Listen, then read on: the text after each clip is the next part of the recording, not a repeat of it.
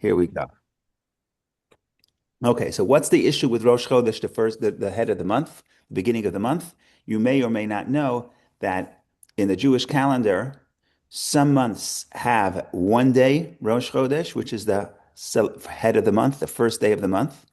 And in biblical times, it was a holiday in the sense that they would bring unique offerings in the temple, a musaf, additional offerings in the temple. So it's listed among the holidays, Rosh Chodesh, the head of the month. It's not that well in today's day and age. It's not so emphasized as a holiday because you're allowed to do labor, you're allowed to do work. So it doesn't disrupt normal life as much as a regular holiday. But in biblical times, you're bringing an offering, additional offerings in the temple. It's a holiday, and so the issue here is that Ben points out that in today's calendar, some months have one day Rosh Chodesh, and some months have 2 days Rosh Chodesh. Why are the 2 days at the head of the month? So the short answer is that in biblical times there was only one day Rosh Chodesh. Whenever they saw the new moon, they would have the process of going to the court and testifying that the new moon was seen, and then they would pronounce it Rosh Chodesh. Today we don't declare Rosh Chodesh by the sighting of the moon. The reason for that is we don't have a Supreme Court in Israel, and it has to be done by the Supreme Court, the collective Supreme Court. We don't have a Supreme Court, a rabbinic Supreme Court. So then we have to do what they call the cheshbon. We have to do the calculation. And basically our calendar, therefore, is in sync with the calculation of the orbit of the moon around the earth. Now, what is the orbit of the moon around the earth? So it's 29 and a half days. So because it's 29 and a half days, then the question becomes, what do you do with the extra half day? So in other words, are you going to say the month has 30 days? It's too much. You'll fall out of sync with the moon. Or you're going to say the month only has 29 days, but then it's too little. So what they do is every other month, approximately, basically, except for 2 months, every other month, one month has 30 days, and the next month has 29 days. And then it averages out, and it keeps our new year, our new month, with the sighting of the new moon. So that's the first thing to understand. Every other month, one month has 29, the next month has 30. And it goes in order, pattern, except there's 2 months that could change depending on the details. But generally, it's a pattern. Now, it happens to be when there is 30 days of the month, we celebrate the 30th day as Rosh Chodesh as well. So day 30 and day 1 are going to be Rosh Chodesh. But the real Rosh Chodesh is really 1. In biblical times, it was only 1, if you see what I'm saying, the first day of the month. But day 30, because technically day 30 is not day 29, it could have been the new month in biblical times. So we'll make 2 days Rosh Chodesh, day 30 and day 1. But Rosh Chodesh is really day 1. We're going to add a day 30 once we moved away from declaring the new moon based on sighting of the new moon, and we went to declaring the new moon based on the calculation of when the new moon is going to appear. Does that make sense? Is that It's an explanation. It doesn't make sense. It's sure. Yeah. It depends what you mean by make sense. I got it. Okay. I got the answer. I got my answer. Okay. We have a great philosopher that used to be part of our Sunday morning group, Steve Strake. And many years ago, he told me that logic, what's the definition of logic? And I had no idea because they didn't teach it to me in yeshiva. But logic, Steve said, I don't know if that's the definition or a definition, but according to Steve, it's certainly a definition. Logic is if you have the premise and then you apply these premises in an internally consistent way, then it's logical. Okay. So then it's logical, I guess. Okay, so that's the first idea. The first mitzvah would be the new moon. And we talked about this. What did we talk about? We talked about the concept of what is the symbolism of of Rosh Chodesh, and why do we really our whole concept of where we tell time, we connect to the moon and specifically to the new moon, as opposed to other cultures, especially Egypt, that at that point had a solar calendar. And like I said, solar calendar is a lot more convenient because if you're in agriculture and you want to predict whether today's going to be a snow day or whether today's a good day to plant or to harvest, you want to know the seasons and you want to keep track of the seasons. And you cannot keep track of the seasons by a solar calendar. You have to keep track of by lunar calendar. You have to keep track of the seasons by the solar calendar. So every advanced society that was invested in agriculture has a solar calendar. But the Jews say, no, we're going to break away from the common solar calendar of Egypt, and we are going to celebrate our new moon. And that's our really that's really our first act of independence, of cultural independence. We're going to create our new calendar, and we're going to peg it not to the sun but to the moon. Why? So we talked about this last week that the Medrash says that the Jewish people they count time based on the moon because the Jewish people are like the moon. The moon is our symbol because the moon tells our story. What is our story? Our story is we wax and we wane and we recreate ourselves. We talked about that last week. I don't want to speak too much, but the idea was that when people are very strong and very consistent and very rigid, okay, it's very good. It could last for a few hundred years. You can have an empire that can last for 400 years, but eventually you'll crash because you're not adaptable. The Jewish people, so many times in our history, people said, we looked up in the sky and there's no more moon. We looked up at the Jewish people and we see no future and we see no hope. And the idea is we can recreate ourselves.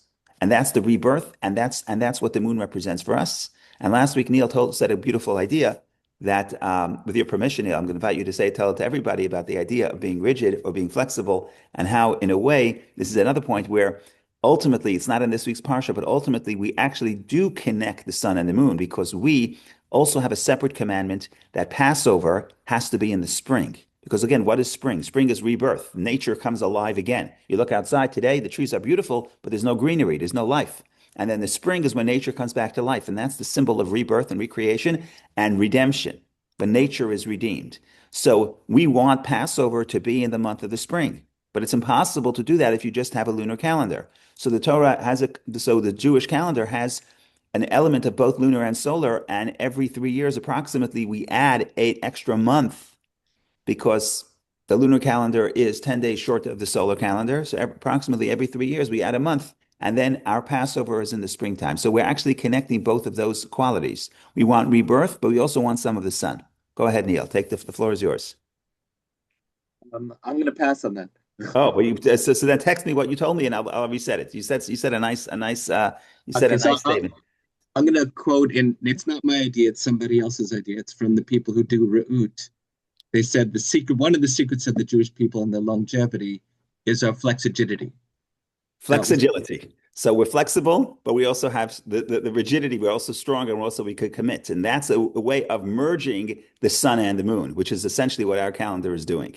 But at this point in their history, the first thing we have to know is we're actually breaking away from Egypt and we're creating rebirth. So you say, because freedom, we talked about this last week as well. Freedom means I'm not trapped with the person I was yesterday.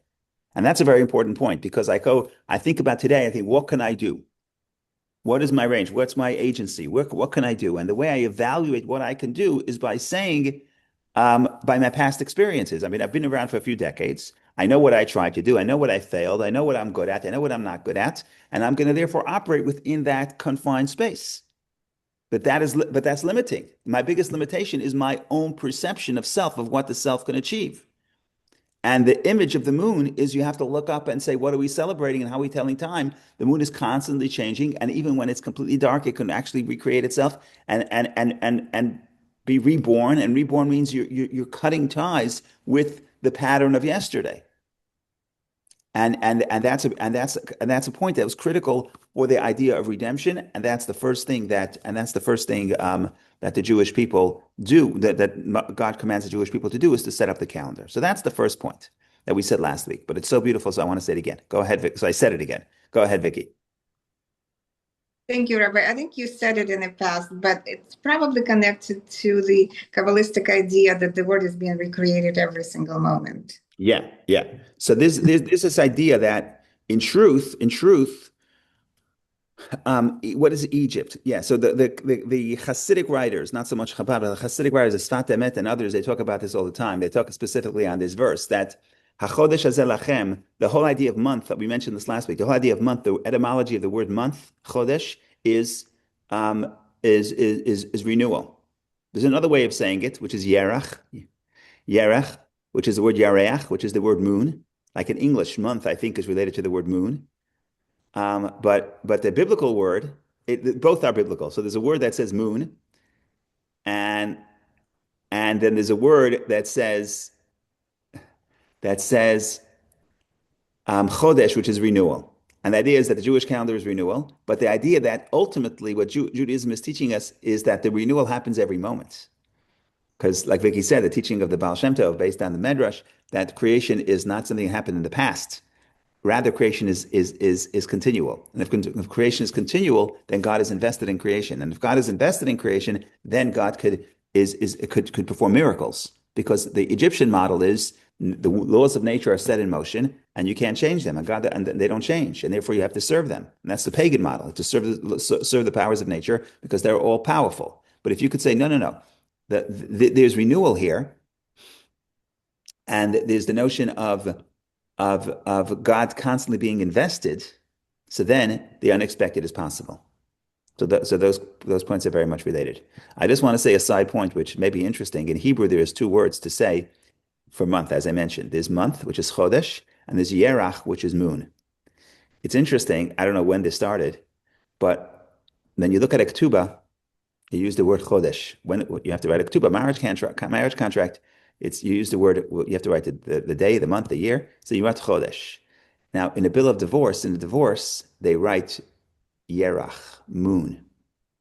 And people say that. There's some poetry here that a marriage is something new. So you're going to say renewal. So you use the word chodesh. Yerach doesn't have that notion because, of course, that's the end. Maybe it's a new beginning later, but this phase ends. So they use a different word. The point is the word chodesh is very poetic, and they use that for marriage. That's just a side point. The point here is that Vicky's point, this renewal will be to you, is telling you that yes, there's going to be a new sighting of the new moon, and that's how you tell time. But Vicky's point is that that's a general message. A renewal is always possible. And I said this last week as well, but I'm going to say it again because it's a mitzvah to say it every day.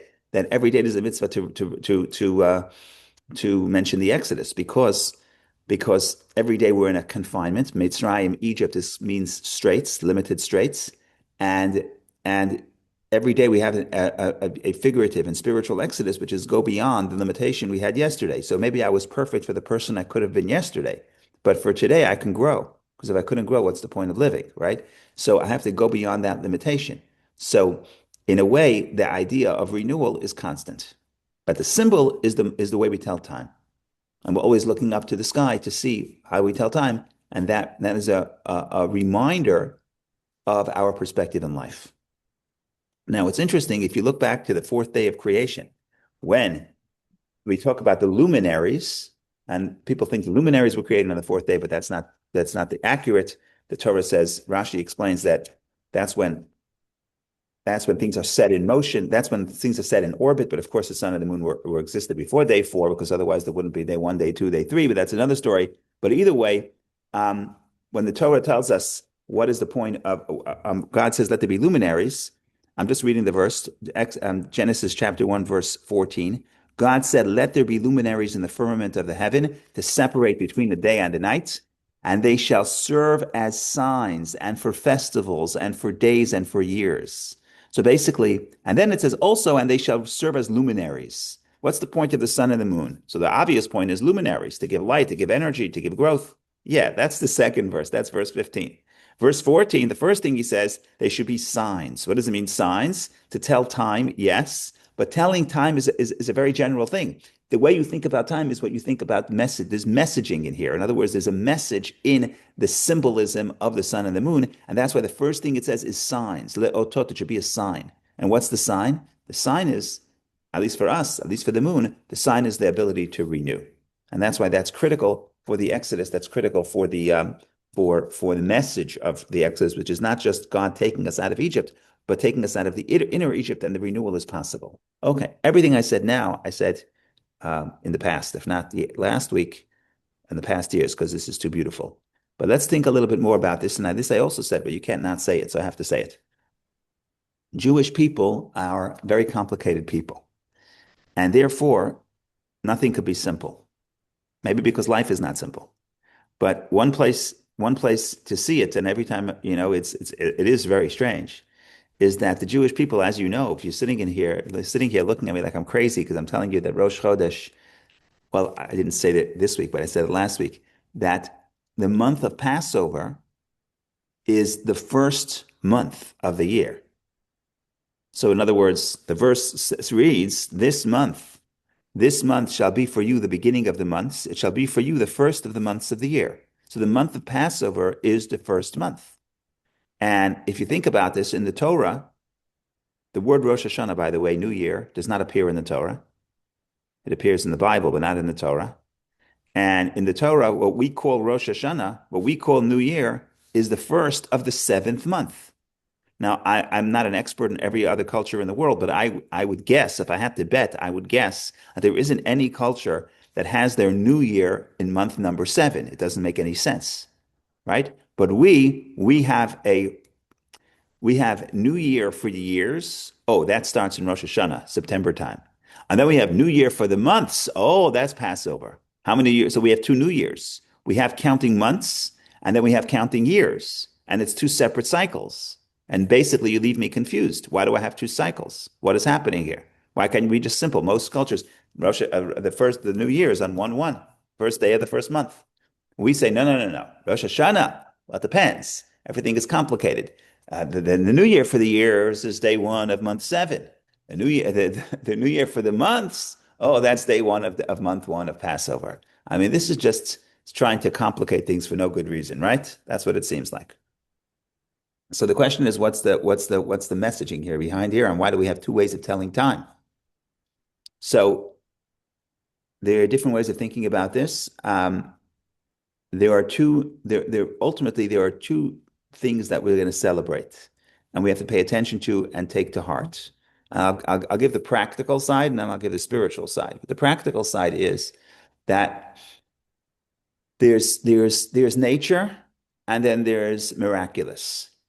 And when you live life, you have to have a foot in both worlds. You have to realize, and you have to be in tune, and you have to be looking for the miraculous, but you also have to be looking for the natural. Because if you're sitting and waiting for miracles, the miracles are not going to happen. You have to do what you can in the natural way. So in other words, there's 2 ways that God interacts with the world. There's the natural, there's the predictable based on the laws of nature and based on the laws of statistics and probabilities. And then there's the unusual, the miraculous, things that happen and I wasn't expecting it to happen. And both of those are true. Both of those come from Hashem. And therefore, we have 2 ways of telling time and two ways of counting time, because each one celebrates something else. Rosh Hashanah, the first of the 7th month, what we call the New Year, celebrates the natural year. This is when creation happens. So we're counting from creation. What is creation? Creation is the predictable patterns, laws of nature. And that's what we celebrate, and that's what we commemorate.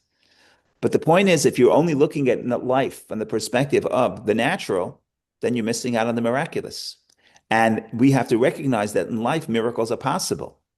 And the way we do that is we say that we're going to count time. And when we count months, we're counting months from Passover. What is Passover? The biggest intervention in our history where God intervenes to perform miracles, to redeem us.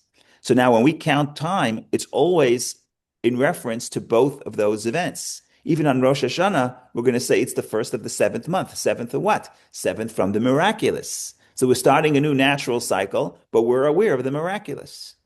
And that's why we have two New Years. The reason why we have 2 New Years is because we're counting two different things and 2, in a way, opposite the concepts. But we want to be aware and in tune and looking for both of those cycles. And that's why we have 2 New Years. So the reason why we're so complicated in the way we count time is because life itself is complex. There's 2 ways to think about what happens in this world. There's the natural, there's the predictable, then there's the unexpected. And you want to celebrate both, and you want to give space to both, and you want to be aware of both. Even when you're in one, you should be thinking about the other. And that's why we have this New Year for the months, separate from New Year for the years. I'm going to repeat my question to Ben. Am I going to say, does this make any sense? And then you'll tell me if I'm making any sense. But that's. I mean, it explains the theory. I mean, the concept. Yeah. It all. Does it make sense? Yeah. I mean, it kind of does, in that, the founding of the Jewish people is it's kind of, one is a founding of the people, and the other is, okay, now we got a different relationship. That being said, Rosh Hashanah is tied to Passover in terms of and Yom Kippur as with the golden calf and the right. march through that. Yeah. And so it doesn't make sense in that sense, in that it's Rosh Hashanah isn't just a oriented towards that. It's also oriented towards and especially with the Yom Kippur, towards the forgiveness for and accepting of the Jewish people, despite they're taking an idol, Right. as Yeah, so so it's you're it, right that you're right that each holiday has layers. And we can get into that either now or when we get to the holidays in Leviticus or Numbers. So every holiday is layered. But Rosh Hashanah specifically Rosh Hashanah, not Yom Kippur, but Rosh Hashanah specifically, you're right about Yom Kippur and Sukkot. But on Rosh Hashanah, really nothing really happened. What we're celebrating in a way is the birth of Adam and Eve. They're supposed to be the sixth day of creation, right? So it's very much Rosh Hashanah, especially, is very much connected to creation. Now, when you get to Yom Kippur, you're right, and you get to Sukkot also, because Sukkot is a strange holiday. On one hand, we're sitting in the sukkah because God took us placed us in a sukkah, and we left Egypt. So Sukkot is very layered, right? But on the other hand, Sukkot is also an agricultural holiday. It's the ingathering after the harvest. You harvest in the spring, and then you let the fruit dry all summer, and then you bring it into your storehouses. So it's very much agriculture, and agriculture is going to be under the solar cycle, and it's going to be natural order, right? It's not the unexpected. If it would be unexpected that the plants would grow, you wouldn't plant, right? But you're right that all holidays are layered. In a way, all holidays are layered, correct? But generally speaking, you're going to talk about the season of the new year is commemorating. Why is it in that time? Especially Rosh Hashanah. Yom Kippur, you're right, but Rosh Hashanah. Why is Rosh Hashanah then? It's going back. It's orienting back to creation, and it's going orienting back to creation. Passover is orienting back to miracles. What should we be aware of? Both, and we're counting time based on both, because we have to operate in the natural world. We prepare in the predictable way, but we also have to be open to possibility that things happen that are not necessarily predictable by patterns, and we have to have the flexibility to recreate ourselves and say it's not expected, but it could happen, and unusual things can happen to the bad, but mostly to the good, right? And that's why, and being aware and being open to the possibility of miracles is what allows miracles to happen. Because if you don't believe in miracles, you're not going to make any miracles, right? So the land of Israel, the story of the state of Israel is a miracle, but the people had to really believe in it. I read when I was a kid, and this really shook me, that they had the decision whether or not to declare independence in 1948. So there were 13 people, member of this governing body, temporary governing body, and they call them in, and they're having this meeting, and they call in the chief of staff of the Haganah, and they say, "No, okay, we're going to be invaded by all the Arabs. Do you think we have a chance to win?" So the guy says, "Yeah, you have 50% chance to win." They say 50%. Oh, what a breath of fresh air. It was a sign of relief. They thought it was much lower. And they said, okay, we're going to go ahead with it. Right? So that's the idea, that you're believing in miracles. If you don't believe in miracles, you wouldn't make that step. Now, does it mean you're not supposed to try and do everything in a natural order? Of course you have to. But you have to be aware that miracles are possible. And the point is, could you do both at the same time? And my point is that even when we're celebrating Rosh Hashanah, in the same statement, the Torah says this is the first of the seventh month, right? So you're always aware that you may be on one cycle right now, but there's another layer happening simultaneously. So I think that's the beauty, and that's I don't want to call it paradox, because everything is a paradox, but that's the complexity of the Jew. And that's the complexity of the Jewish story. We celebrate nature, and we celebrate miracles, and we celebrate both, and we're aware of both. So at the same time. Okay, so that's the first thing. Another thing, if you want to be a little bit more philosophical or spiritual or mystical, say, where does one feel connection to God? So the old model was when something unusual happens, something amazing happens, whatever that means in a person's life, unexpected, or a great miracle, or the birth of a child, or something unexpected, whatever it is, we find it's very easy to find God in the quote unquote miraculous, however you define miraculous, but I'll say unusual. But the truth of the matter is, and the Kabbalists write this, God is not just in the unusual. God is also in the laws of nature. God is in the predictable. Who created nature if not God? So when you walk down the street and you see the snow coming down, I would say the sun, but there's no sun, and you see the snow, and you see the plants, and you see the natural order, and you see nature, that is an expression of God, just like the splitting of the sea is. and just like the plagues in Egypt are. And people say, where's God? How come I don't see any miracles? So the Kabbalist would say, of course you see miracles. Every moment of life is a miracle. So there's two perspectives. There's the perspective of being able to see God, see nature as the expression of God, and also see the the the miraculous, the unusual as an expression of divine intervention. But both of those are legitimate ways of feeling close to God. And that's when you open the prayer book and you read the first part of the morning prayers, you're hearing about poems from King David about the natural world, how God creates the beauty of the natural world. Why is that? Because that's where you sense God. So when you say there's two new years, is because there's two ways of connecting to God. You can connect God when being in nature, celebrating and enjoying nature. And you see, this is God expressing himself. But I don't see God. The laws of nature are exactly the same. And everything is exactly the same. Everything is predictable. And the natural order allows people to say that God doesn't exist and everything just runs by natural order. And the speed of light changes stays the same. And quantum mechanics stays the same and everything stays the same. But the point, and it's so predictable. But the answer is, the Kabbalists say, where does predictability come from? Predictability means eternity. Where does eternity come? Nothing is eternal except for the Creator. So if there are things that are, in relative terms, eternal, in other words, in nature, nothing is eternal, nothing lasts forever. But in nature, as far as we know, these laws are continuous and they're consistent. Where does consistency come from? Consistency is only an act of God, only comes from God. So the consistency of nature is an expression of the infinity of God. And the idea that God is not locked into these rules and things that are unexpected also happen, that's also an expression of the infinity of God. So there's actually two expressions of the infinity of God. One of the natural, one of the predictable, and one of the unusual. And both of those we celebrate at the same time. And that's again another angle of why we have two new years. But it's really telling us, where do we sense God? Where do we sense the closeness? Where do we sense the revelation? And the answer is not in one place, but in both places.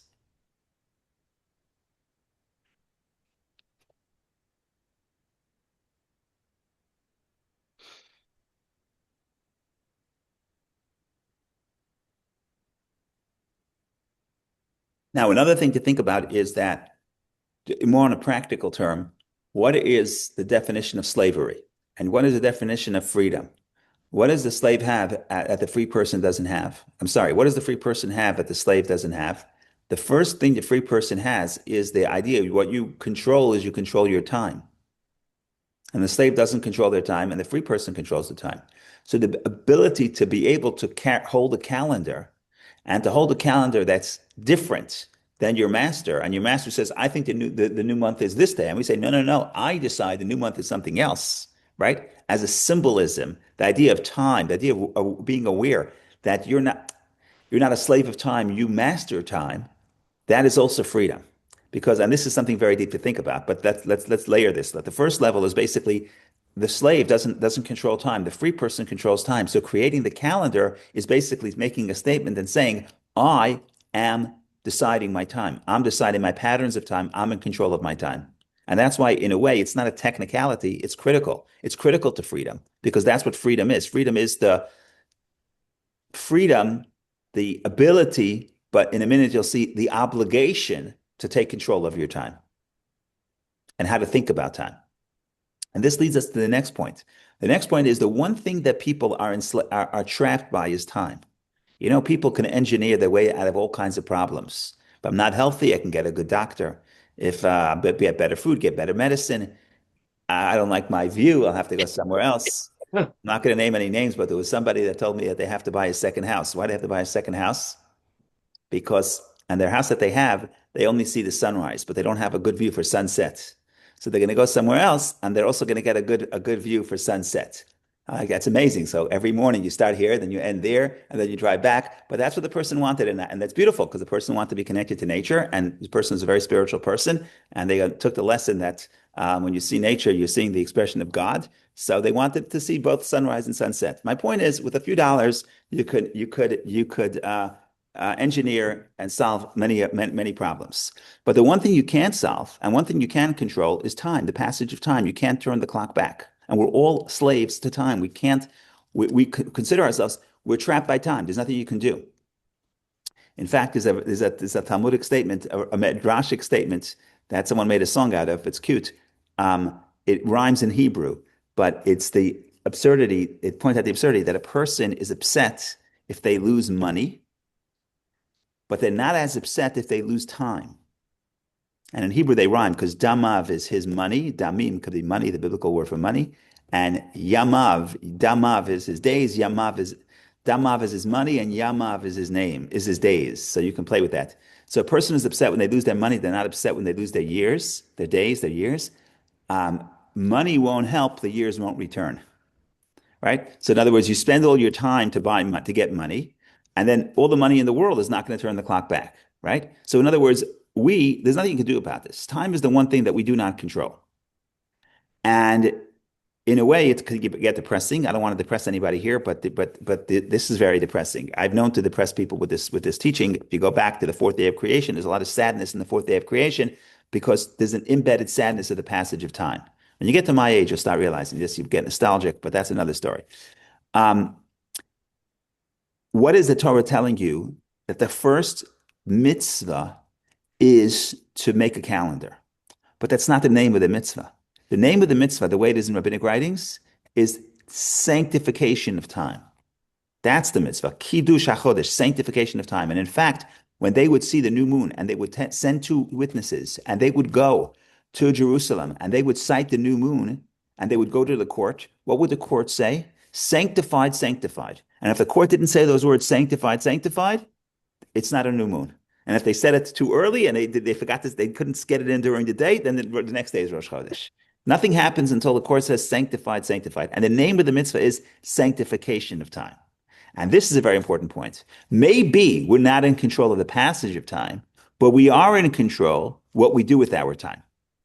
And to make it, to sanctify, to make it significant, and not to let it pass without meaning, that is in our hands, and that's the first mitzvah. Because freedom means take control of what you think you have no control over. You have no control of the passage of time, but you'll miss your whole life if you're not aware that you're very in control of the content. What is the meaning of this time? This is Sunday morning in whatever today's date is, whatever it is. I don't know what's today's date, the 18th, the 17th of 2026 of January. I can't control the day. The day is going to come whether I like it or not. But I could control, is this going to be a sanctified day? Is this going to be a day of meaning? And we all made the right decision. We're all studying Torah, so we're viewing the moment with meaning.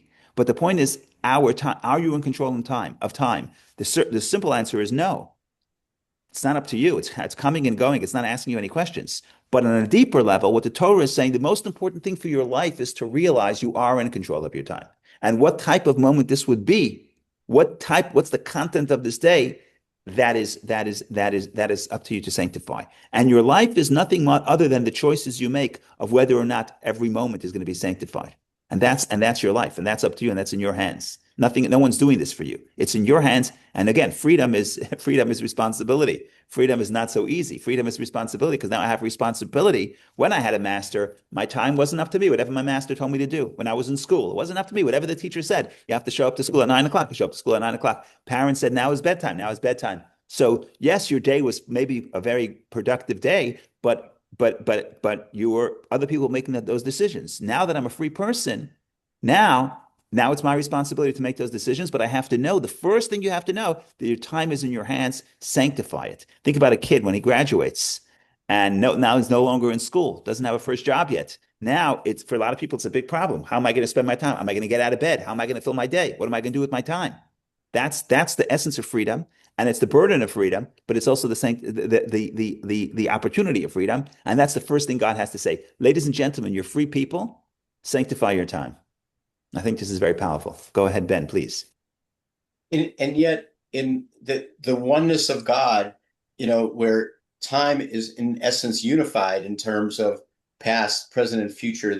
So on the one hand, yes, we can't control the linear nature of it, but in another sense, and maybe this is the paradox that you kind of refer to, it's not, in Einstein, you called it a fourth dimension, where it was space time, and you could move back and forth in essence between it. And so it's not a simple lesson, this discussion.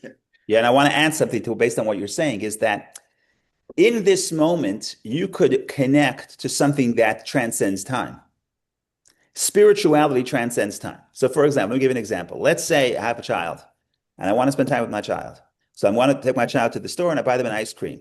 And we had a wonderful time together. This is just a simple metaphor, but we'll extrapolate to something more significant. This moment is fleeting. And if you think about this moment is fleeting and it's depressing because no matter how happy I am now, I know that it's not going to last. It'll last 10 years, 20 years, 30 years, 40 years, doesn't matter. It's fleeting. In a way, everything in this world is sad because you can have 100-foot yachts, but it's fleeting. How long is it going to last? A few decades. What's a few decades?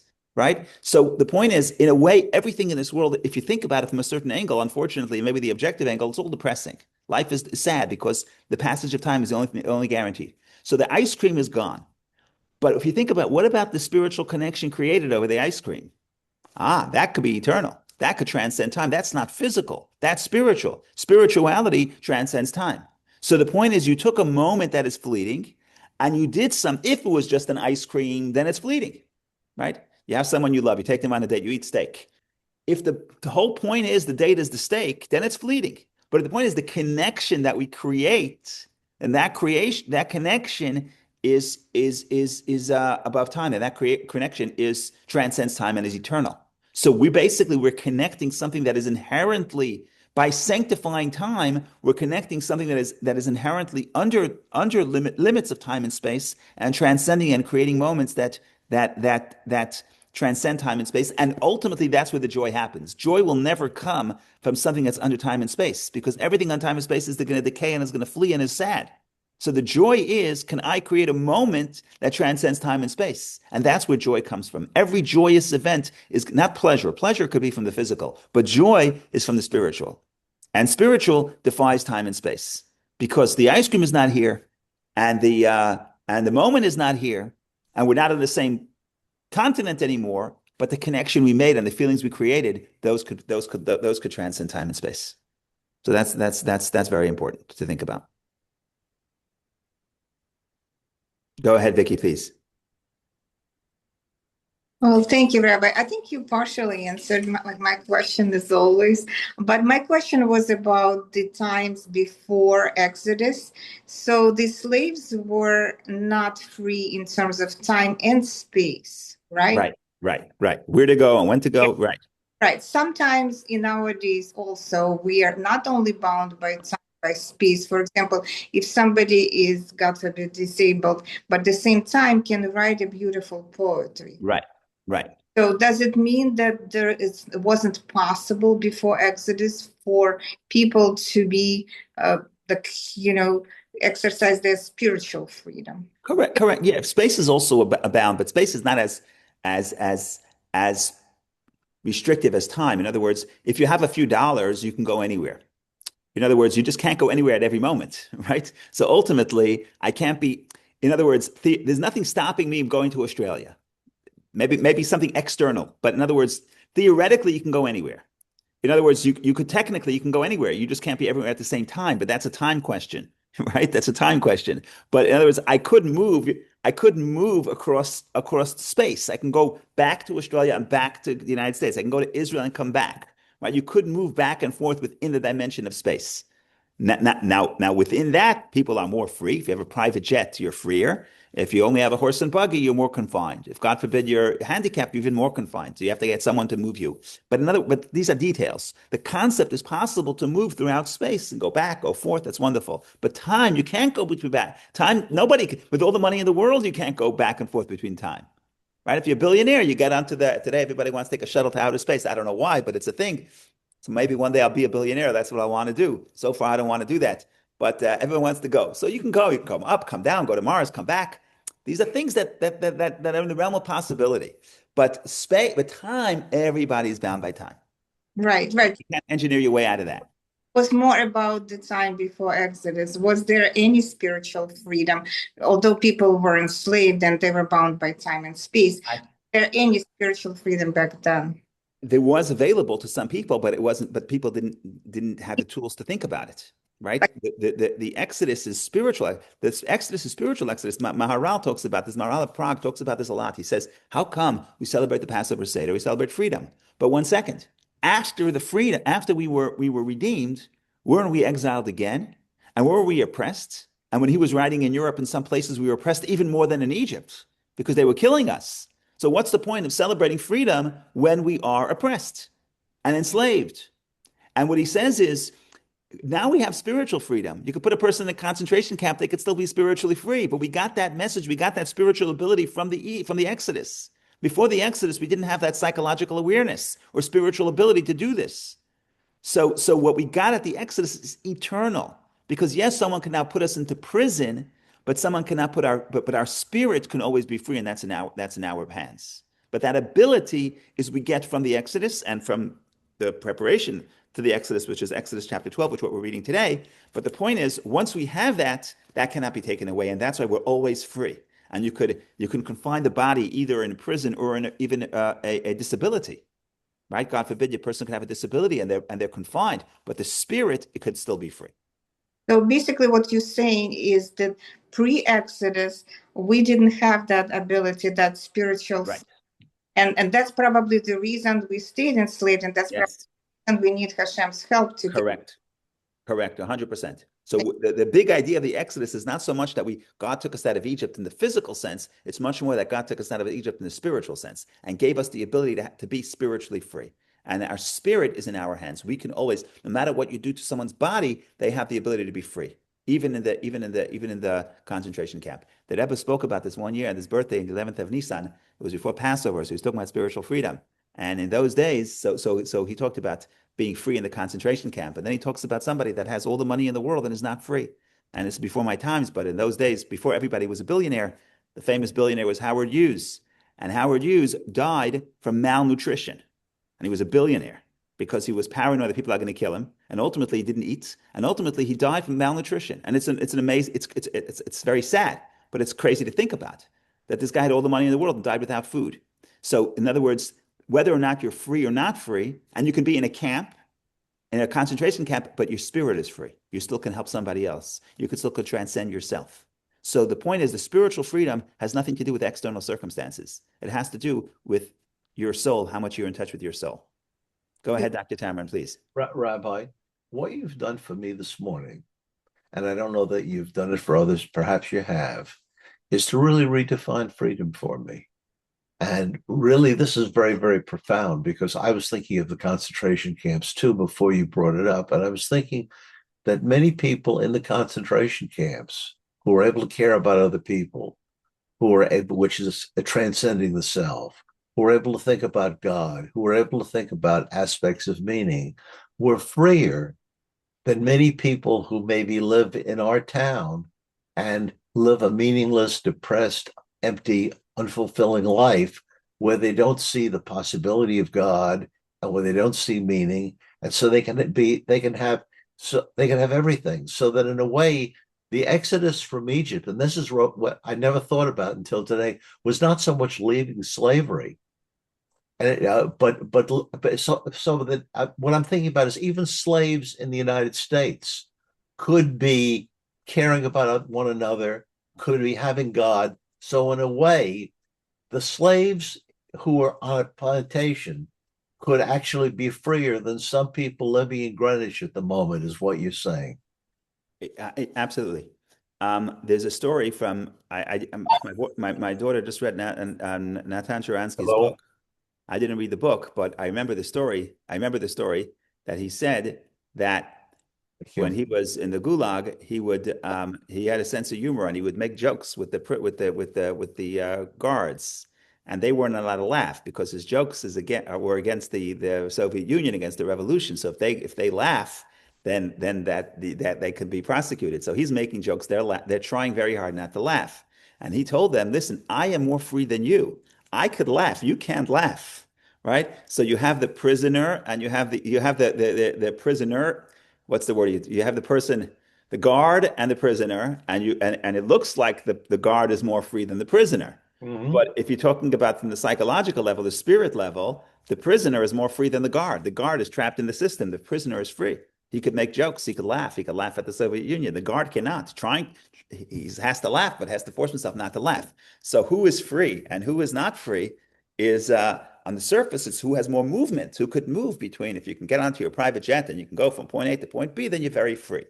But if you think about spiritual freedom, it's sort of is my soul imprisoned? So that's one level. But you want to get even more mystical. Could I move above time? Could I transcend? Could I touch something that's eternal? Because if not, all the money in the world is not going to be able to turn the clock back.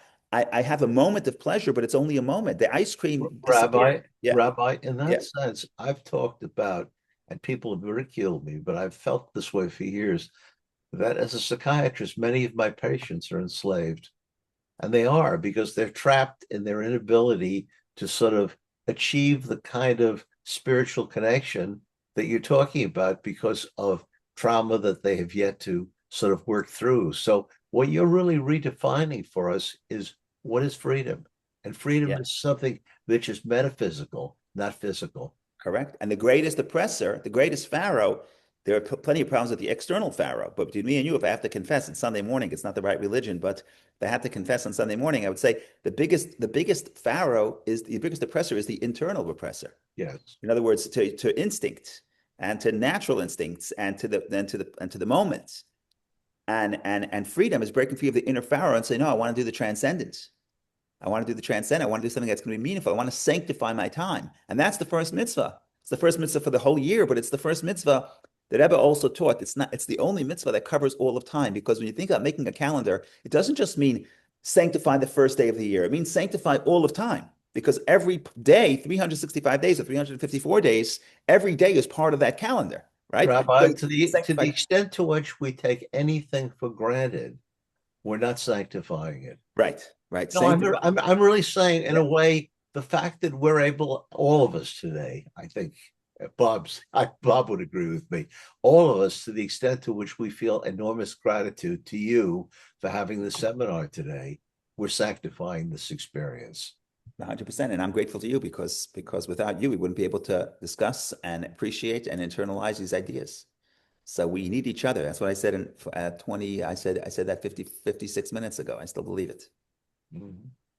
Go ahead, Ben, please. But so to follow up on that, so the transcendence comes from in the concentration camp in helping another, in caring about someone, even though or being upbeat, or not letting your spirit go down, wanting to will to live, which we take for granted, which was a big problem to cultivate for a lot of people, and nobody who survived nobody survived who lost the will to live. That we know, right? I mean, my grandfather, who I'm named after, lived in Poland, and he survived many of the concentration camps.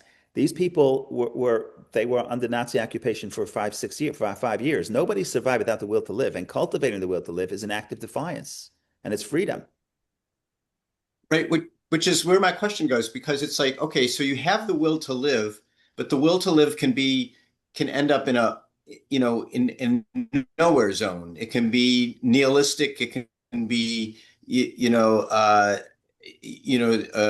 lacking in spirituality. To what extent is spirituality as the end point, so to speak, the desire, as opposed to the enlightenment, the concept of the I, where the I gets celebrated without the spirituality, right. Side of it.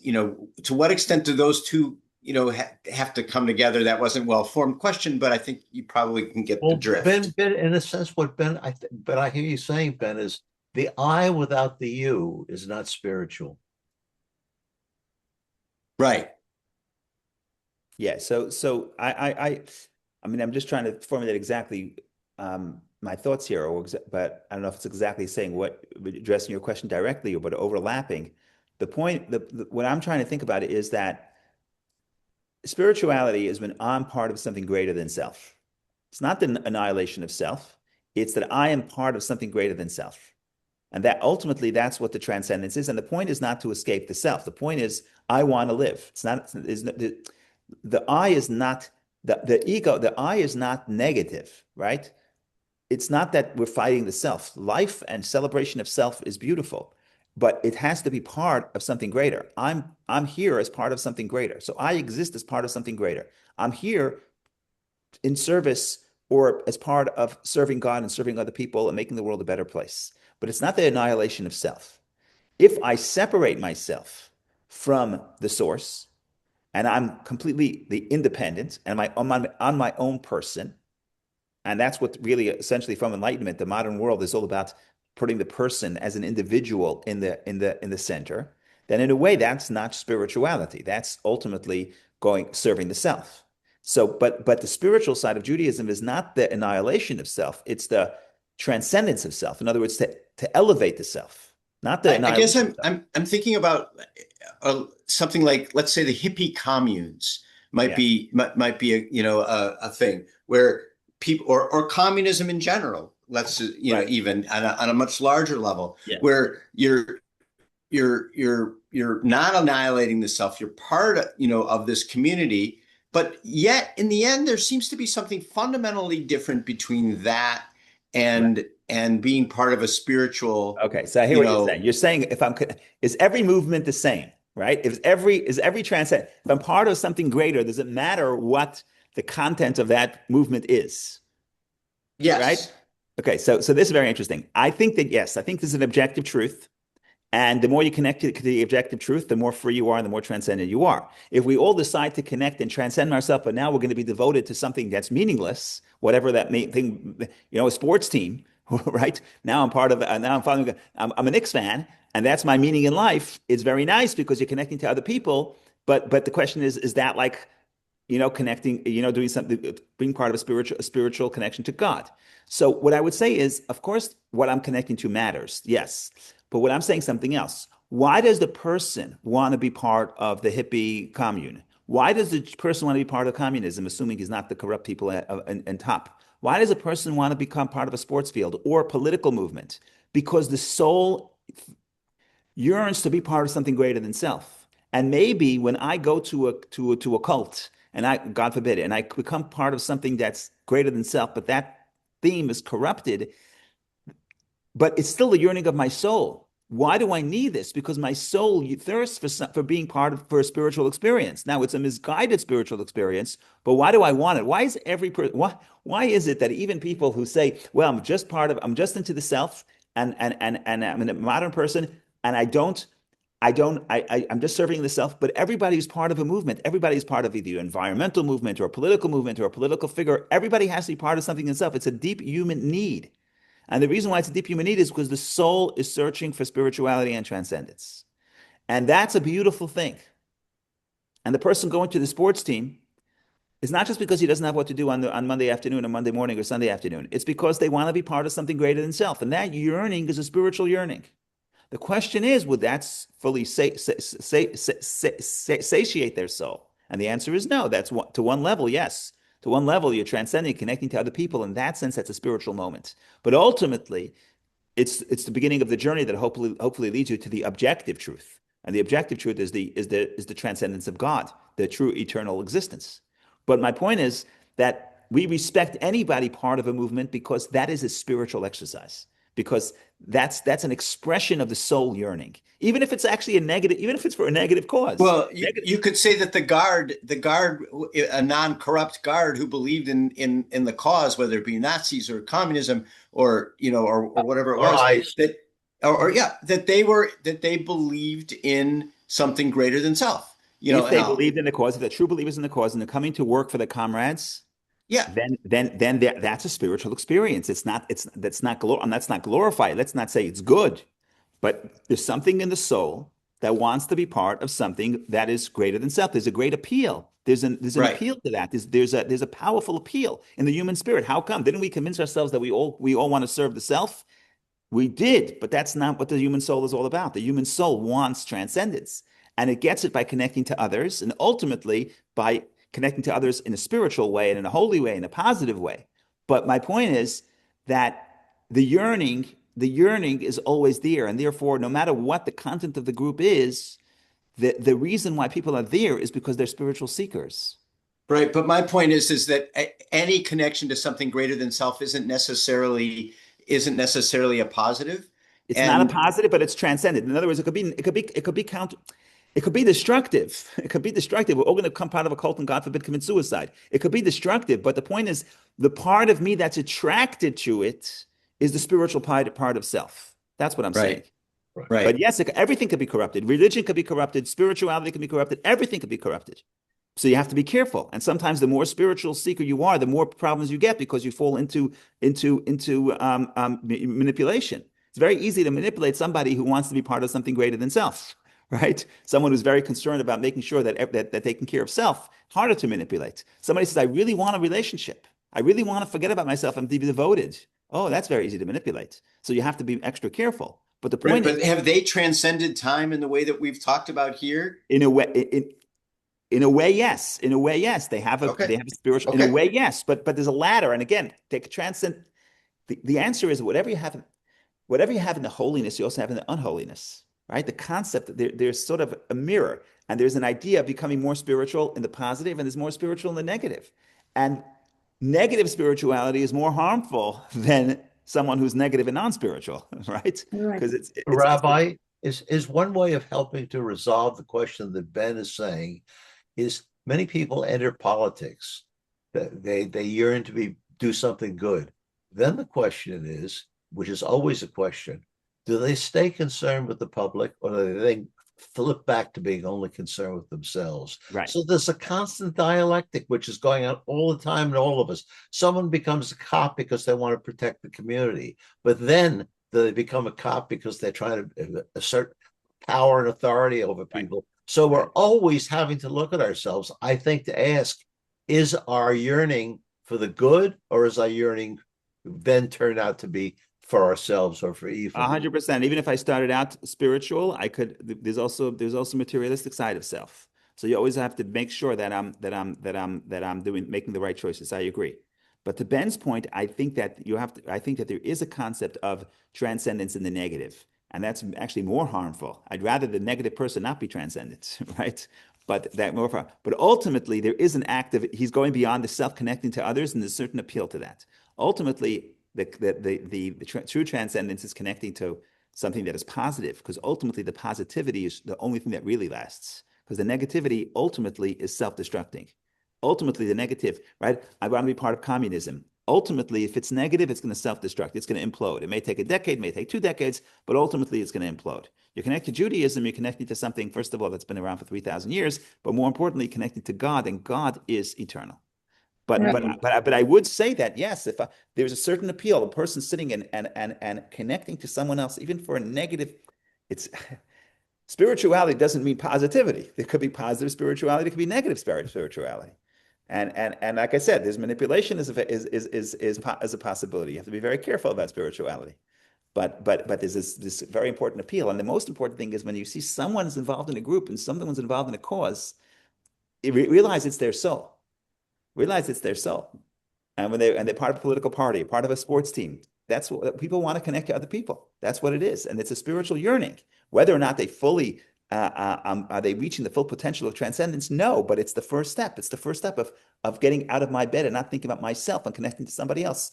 And over sports, it's a beautiful thing. Sports is a beautiful thing, not because I care whether or not the ball hit the baskets. That's not the point. The point is camaraderie, connecting to other people, and ultimately seeing outside myself. That's the first step. Hopefully, it's a stepping stone to get to higher levels of spirituality. Rabbi, perhaps we should transcend ourselves and let you be with your family.